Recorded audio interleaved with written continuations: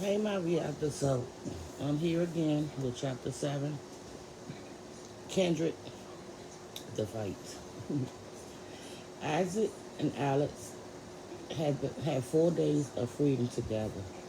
On the fifth day, they were caught. On the seventh day, I found out about it. That was the day Rufus and Nigel took the wagon into town to mail my letters and take care of some business of their own. I had heard nothing of the runaways, and Rufus seemed to have forgotten about them. He was feeling better, looking better.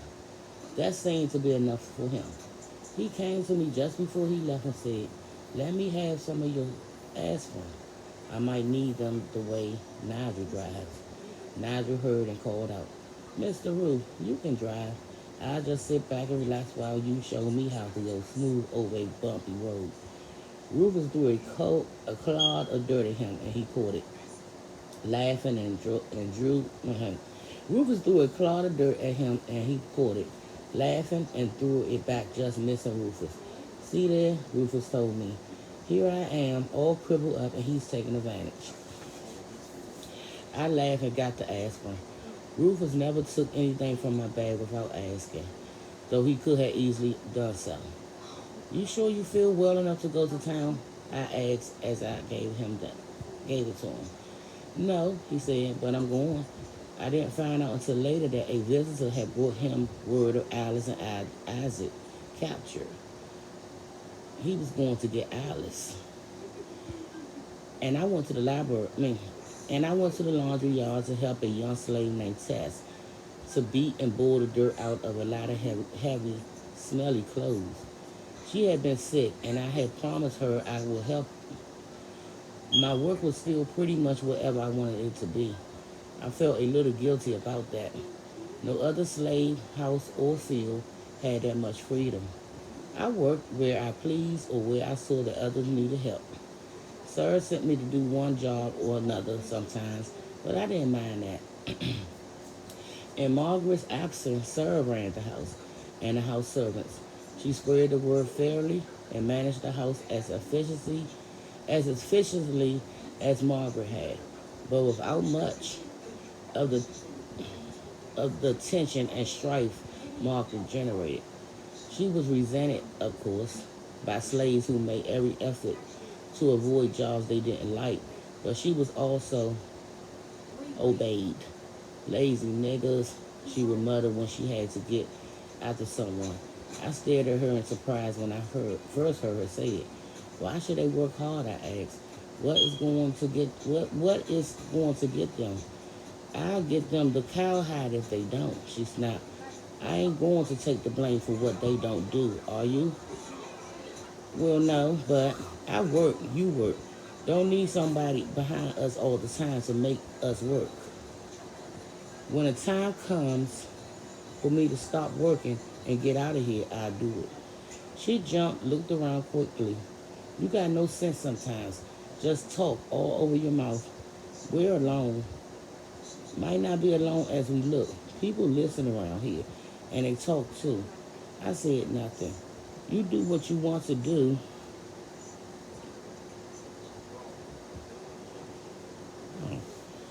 or think you want to do, but you keep it to yourself." I nodded. "I hear." She lowered her voice to a whisper. "You need to look at some of the niggas they catch and bring back," she said. "You need to see them starving, but about naked, whipped, dragged, bit by dogs. You need to see them. I'd rather see the others." "What others?" "The ones who make it, the ones living in freedom now. If any do, they do. Some say they do. It's like dying, though, and going to heaven. Nobody ever comes back to tell you about it. Come back and be enslaved again? Yeah, but still, this is dangerous talk. No point to it anyway." "Sir, I've seen books written by slaves who run away and lived in the North." "Books?" She tried to sound contemptuous, but sound uncertain instead. She couldn't read. Books could be awesome. Books could be awesome mysteries to her, or they could be dangerous, time wasting nonsense. It depends. It depended on her mood. Now her mood seems to flicker between curiosity and fear. Fear one, foolishness, she said. Niggas writing books. But it's true, I sang. Don't want to hear no more about it. She had raised her voice sharply. That was unusual, and it seemed to surprise her as much as it surprised me. Don't want to hear no more, she repeated softly. Things ain't bad here. I can get along. She had done the safe thing and had accepted a life of slavery because she was afraid. She was the kind of woman who might have been called Mammy in some other household. She was the kind of woman who would be held in contempt during the mutilant 1960s.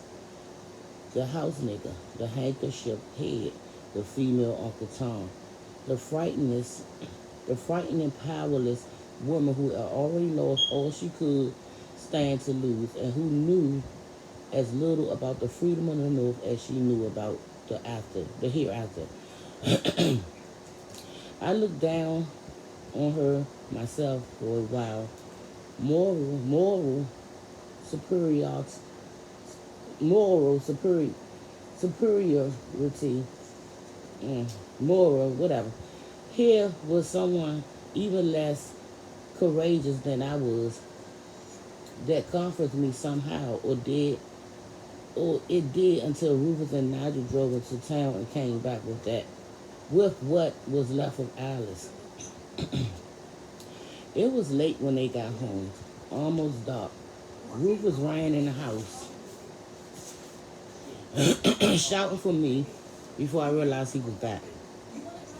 Dana, get down here. I came out of his room, my new refuge when he wasn't in it, and hurried down the stairs. Come on, he urged. I said nothing, following him out the front door, not knowing what to expect. He led me to the wagon where Alice lay bloody, filthy, and barely alive. Oh my God, I whispered. Help her, he demanded. I looked at him, remembering why Alice needed help. I didn't say anything, and I don't know what expression I was wearing, but he took a step back from me. Just help her, he said. Blame me if you want, but help her. I turned to her, straightened her body gently, feeling for broken bones. Miraculously, there doesn't seem to be any. Alice moaned and cried out weakly. Her eyes were open, but she didn't seem to see me. Where will you put her? I said, Rufus. In the attic. He lifted her gently, carefully, and carried her up to his bedroom. Nigel and I followed him up, saw him place the girl on his bed. Then he looked at me questioningly. Tell Sarah to boil some water, I told Nigel, and tell her to send some clean clothes. And tell her to send some clean cloths for bandages. Clean cloths. How clean would it be? Not sterile, of course, but I had just spent the day cooking clothes in lye soap and water. That surely got them clean. Ruth, get me something to cut these rags over her. Rufus hurried out, came back with a pair of his mother's scissors. Most of Alice's wounds were new, and the cloths came right from them easily. Those that had dried and stuck to her clothes, I left alone. Warm water would soften them. Ruth, have you got any kind of antiseptic? Answer what? I looked at him. You never heard of it? No, what is it? Never mind. I can use a salt solution, I guess. Brian, you want to use that on her back? I want to use it wherever she hurt. Don't you have anything in your bag better than that? Just soap, which I intend to use. Find it for me, will you, Dan? Hell, I shouldn't be doing this. Why didn't you take her to the doctor? He shook his head. The judge wanted her sold south for spite. I guess I had to pay near twice what she would. I guess I had to pay. I had to pay near twice what she's worth to get her. That's all the money I had, and Daddy won't pay for a doctor to fix niggas. Doc knows that. You mean your father just let people die when maybe they could be helped? Die or get well, Aunt Murray. You know, the one who washes the kids. Yes, Aunt Murray didn't wash the kids. Old and crippled, she sat in the shade with a switch and threatened them with gory murder if they happened to misbehave right in front of her. Otherwise, she ignored them and spent her time sewing and mumbling to herself. Contentedly, see now, the children cared for her. Aunt Murray does some doctoring, said Rufus. She knows herbs, but I thought you'd know more. I turned to look at him in disbelief. Sometimes the poor woman barely knew her name. Finally, I shrugged. Give me some, Brian. But that's what Daddy used on field hands, he said. It hurts them worse than a beating sometimes. It won't hurt her as badly as an infection will later. He frowned, came to stand protectively close to the girl. Who fixed up your back? I did. No one else was around. What did you do? I washed it with plenty of soap and water, and I put medicine on it. Here, Brian will have to be my medicine. It should be just as good. Please have her let it be good. I only half knew what I was doing. Maybe O'Murray and her herbs weren't such a bad idea after all, if I could be sure of catching her in one of her saner moments. But no, ignorant as I knew I was, I trusted myself more than I trusted her. Even if I couldn't do any more good than she could, I was at least less likely to do harm. Let me see your back, said Ruth. I hesitated, swallowed a few indignant words. He spoke out of love for the girl, a destructive love, but a love nevertheless. He needed to know that it was necessary to hurt her more, and that I had some ideas what I was doing. I turned my back to him and raised my shirt a little. My cuts were healed, or nearly healed. He didn't speak or touch me. After a moment, I put my shirt down. You didn't get the big thick scars some of the hands get, he observed. Kilos. No, no. Thank God. I'm not subject to them. What I got is bad enough. Not as bad as she'll have. Get the salt, Ruth. He nodded and went away. So let me see if I have time to read chapter 8. Okay, so I'm going to read chapter 8 and 9. So chapter 8. I did my best for Alice, but her, but I did my best for Alice. Hurt her as a little as possible. Got her clean and, and bandaged the worst of her injuries, the dog bites. Looks like they just let the dogs chew on her, said Rufus angrily. He had to hold her for me while I cleaned the bites. Gave them special attention. She struggled and whipped and called for Isaac until I was almost sick at having to cause her more pain. I swallowed and clenched my teeth against threatening nauseous. When I spoke to Rufus, it was more to calm myself than to get information. What did they do with Isaac, Ruth? Give him back to the judge? Sold him to a trader? Fellow taking slaves overland to Mississippi? Oh God, he'd be dead if I had spoken up.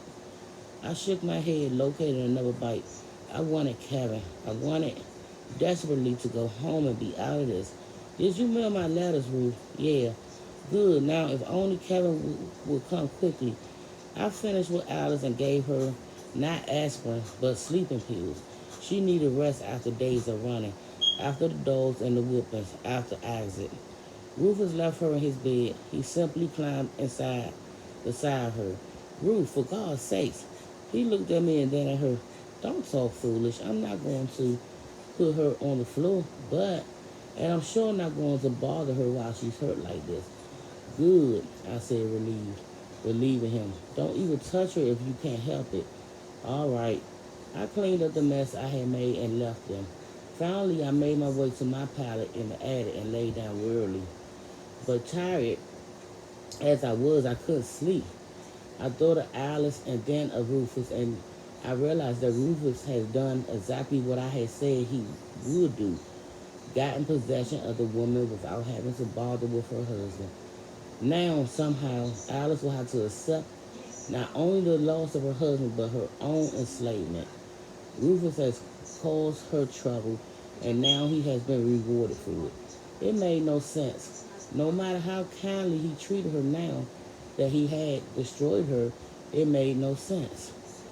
I lay turning, twisting, holding my eyes closed and trying first to think, then not to think. I was tempted to squander two more of my sleeping pills to buy myself relief. Then Sarah came in. I could see her vaguely outlined in the moonlight that came through the window. I whispered her name, trying not to awake anyone. She stepped over the two children who slept nearest to me and made her way over to my corner. How's Alice? She asked softly. I don't know. She'll probably be up all right. She'll probably be all right. Her body will anyway. Sarah sat down on the end of my pallet. I had come in to see her, she said, and then I have to see Mr. Rufus too. Don't want to see him for a while. Yeah, they cut off the boy's ears. I jumped. Isaac. Yeah, cut them both off. He fought, strong boy. Even if he didn't show much sense, the judge's son hit him and he struck back. And he said some things he shouldn't have said. Rufus said they sold him to a Mississippi trader. Did, after they got through with him, Nigel told me about it. How they cut him, beat him. He'll have to do some healing before he can go to Mississippi or anywhere else. Oh, God. All because our little jackass here drank too much and decided to rape somebody. She hushed me with a sharp hiss. You got to learn to watch what you say. Don't you know there's folks in this house who love to curry tales? I signed yes. You ain't no field nigga, but you still a nigga. Mr. Rufus can get mad and make things mighty hard for you. I know, all right. Luke's being so must have frightened her badly. He used to be the one who hushed her. Mr. Roof keeping Alice in the room. Yes. Lord, I hope he'll let her alone tonight anyway. I think he will. Hell, I think he'll be gentle and patient with her now that he got her. A sound of disgust. What you'll do now? Me? Try to keep the girl clean and comfortable until she gets well. I don't mean that. I frowned. What do you mean? She'll be in, you'll be out. I stared at her, tried to see her expression. I couldn't, but I decided she was serious. It's not like that, sir. She's the only one he seems to want. And me, I'm content with my husband. There was a long silence. Your husband? Was that Mr. Kevin? Yes. Nigel said you and him was married. I didn't believe it.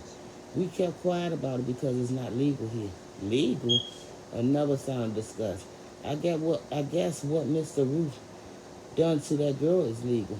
I shrugged. Your husband, he gets in trouble every now and then because he couldn't tell the difference between black and white. Guess now I know why. I grinned. I'm not why. He was like that when I married him, or I wouldn't have married him. Rufus just sent him a letter telling him to come back and get me. She hesitated. You sure Mr. Rufus sent it? He said he did. Ask Nigel. She lowered her voice. Sometimes, wait a minute, y'all. Yeah. Yeah. Upstairs. Oh, you don't got your iPad? Yeah, I'm doing a video on my reading this book. Oh. Why was that? So you have your stuff for the total salad? Yeah. I'll make it when I get there. Okay. Don't I got do the. nothing else. Don't boil no, don't put no seasoning. I ain't doing nothing. I got the I think it's 6 kinds of tuna fish and the noodles and the mayonnaise and the I got all that stuff. You need more than 6 Well, I gotta go out I think tomorrow. I got some in the house. Okay. Maybe 8 or 10. Okay. Well, I got all the pans and pasta pans. I ain't doing shit. It's my birthday tomorrow. I'm about to go downstairs and mop my floors and stuff like that. In a few minutes, I gotta do the video. So I'm gonna call you back once I finish reading this little chapter of this book. All right. Sorry about that, y'all. My birthday coming up, so We were just discussing that. So where was I? She hesitated. Okay, I grant I'm not why he was like that when I married him, or I wouldn't have married him. Rufus just sent him a letter telling him to come back and get me. She hesitated. You sure Mr. Rufus sent it? He said he did. Ask Nigel, she lowered her voice. Sometimes Mr. Rufus say what will make you feel good, not what's true. But he had no reason to lie about it. Didn't say he was lying, just said ask Nigel. All right. She was silent for a moment, then you'll think he'll come back for you, Dana, your husband. I know he will. He will. He would. Surely he would. He ever beat you? No, of course not. My man used to. He'd tell me I was the only one he cared about. Then next thing I knew, he'd say I was looking at some other man and had to go to hitting. Curry father? No, my oldest boy's father. Miss Hannon, her father. He always said he'd free me in his will, but he didn't. It was just another lie. She stood up, joints cracking. Got to get some rest. She started away. Don't you forget now, Dana asked Nigel. So I'm going to read chapter 9. It's short. Then I'll be finished. Chapter 9, the fight, Kindred. Ooh, y'all. I asked Nigel the next day, but he didn't know. Rufus had sent him on an errand. When Nigel saw Rufus again, it was at the jail where Rufus had just brought Alice. She was standing up then, he said, remembering. I don't know how, when Mr. Rufus was ready to go, he took her by the arm and she fell over and everybody around laughed. He had paid way too much for her and everybody could see she was more dead than alive. Folks figured he didn't have much sense. Nigel, do you know how long it would take a letter to reach Boston? I asked. He looked up from the silver he was polishing. How would I know that? He began rubbing again. Like to find out though. Follow it and see. He spoke very softly. He said things like that now and then when Waden gave him a hard time. Okay. Or when the overseer Edwards tried to order him around. This time I thought it was Edwards. The man had stomped out of the cooking house and I was going in. He would have knocked me down if I hadn't jumped out his way. Nigel was a house servant and Edwards wasn't supposed to bother him, but he did. What happened? I asked. Old bastard swear he had me out in the fields. Says I think I'm too much of myself. I thought of Luke and Shutter. Maybe you better take off some time soon. Curry, yes. Try to run once. Follow the star. If not for Mr. Roof, I would have been so south when they caught me. He shook his head. I'd probably be dead by now. I went away from him not wanting to hear any more about running away and being caught. It was pouring raining outside. But before I reached the house, I saw that the hands were still in the fields, still hoeing corn. I found Rufus in the library going over some papers with his father. I swept the hall until his father left the room. Then I went in to see Rufus. Before I could open my mouth, he said, have you been up to check on Alice? I'll go up in a moment. Ruth, how long does it take for a letter to go from here to Boston? He lifted an eyebrow. Someday you're going to call me Ruth down here, and Daddy's going to be standing right behind you. I looked back in sudden apprehension, and Rufus laughed. Not today, he said, but someday if you don't remember. Hell, I muttered, how long? He laughed again. I don't know, Dana. A few days, a week, 2 weeks, 3, he shrugged. His letters were dated, I said. Can you remember when you received the one from Boston? He thought about it. Finally shook his head. No, Dana. I just don't pay any attention. You better go look in on Alice. I went, annoyed but silent. I thought he could have given me a decent estimate if he wanted to, but it didn't really matter. Kevin would receive the letter and he could come to get me. I couldn't really doubt that Ruth had sent it. He didn't want to lose on He didn't want to lose my goodwill any more than I wanted to lose his. And this was such a small thing. Alice became part of my work, an important part. Rufus had Nigel and a young Phil had moved another bed into Rufus' room, a small low bed that he could push under the Rufus' bed.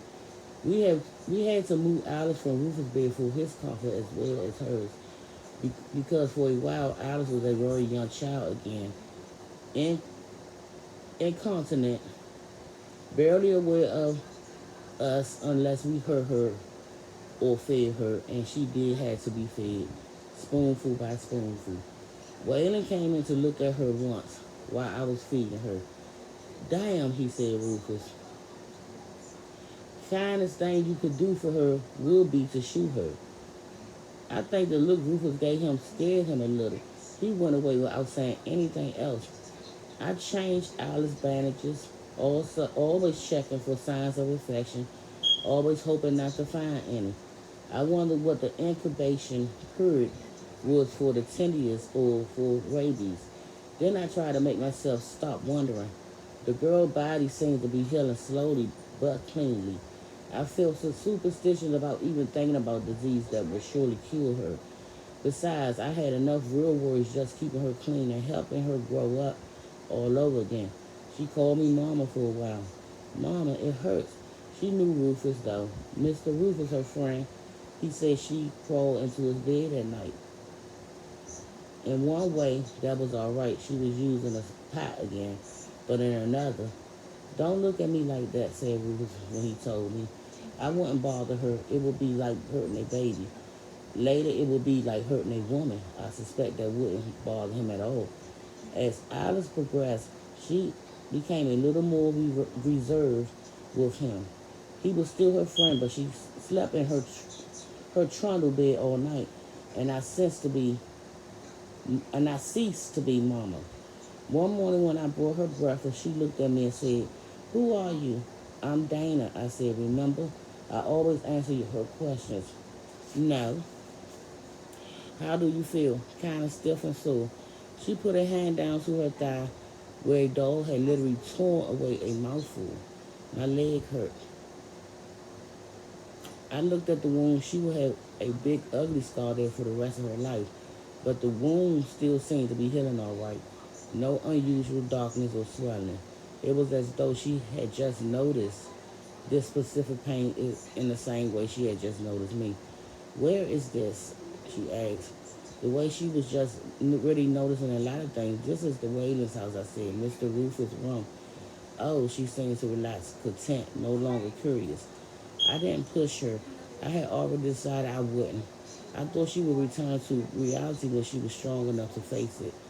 Tom Whalen, in his loud silence, clearly thought she was hopeless. Rufus never said what he thought, but like me, he didn't push her. "I almost don't want her to remember," he said once. "She could be like she was before Isaac. Then maybe," he shrugged. "She remembers more every day," I said, "and she asks questions. Don't answer her. If I don't, someone else will. She'll be up and around soon." He swallowed. "All this time has been good." "Good? She hasn't hated me." Okay, y'all. I'll be back with chapter 10. Now my reactors. Please like, comment, and subscribe.